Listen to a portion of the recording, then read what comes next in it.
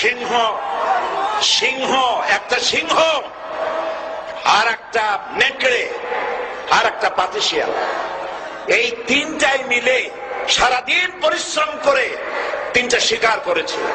একটি খরগোশ, একটি হরিণ, আর একটা বড় গরু।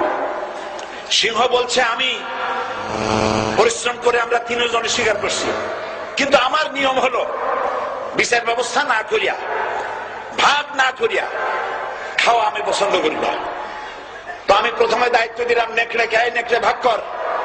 নেকড়ে বলল মহারাজ এটা ভাগ করার কি আছে, ওই খরগোশটা বেটা পাতিশিয়াল খাক, হরিণটা আমি খাই, যেহেতু আপনার দেহ বড়, আপনি মহারাজ আপনি গরুটা খান। সিংহের মেজাজ খারাপ, বেয়াদব, এই ধরনের অসম বন্টন নীতি কে তোকে শিখালো? এক থাপ্পড় মারছে, নেকড়ের কল্লা উড়ে গিয়ে 50 হাত দূরে পড়ে গেছে। এবার সিংহ বলছে এই শিয়াল ভাগ কর বেটা। শিয়াল কয় মহারাজ এই সাধারণ জিনিসে কি ভাগ করার কোন বিষয়? কয় না, ভাগ না করলে তো আমি খাইতে পারি না। তো ভাগটা যদি আমার করতেই বলেন, আমি বলবো খরগোশ দিয়ে আপনি ব্রেকফাস্ট করবেন, লাঞ্চ করবেন হরিণ দিয়ে, ডিনার করবেন গাভী দিয়া। মহারাজ খুব খুশি, হ্যাঁ রে শিয়াল রে, এত সুন্দর ইনসাফ ভিত্তিক বন্টন নীতি কে তোরে শিখাল রে?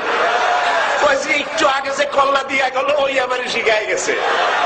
কাজী ধর্মভিত্তিক রাজনীতি নিষিদ্ধ করতে গিয়ে ফেরাউন আর নমরুদ যে শিক্ষা পেয়েছে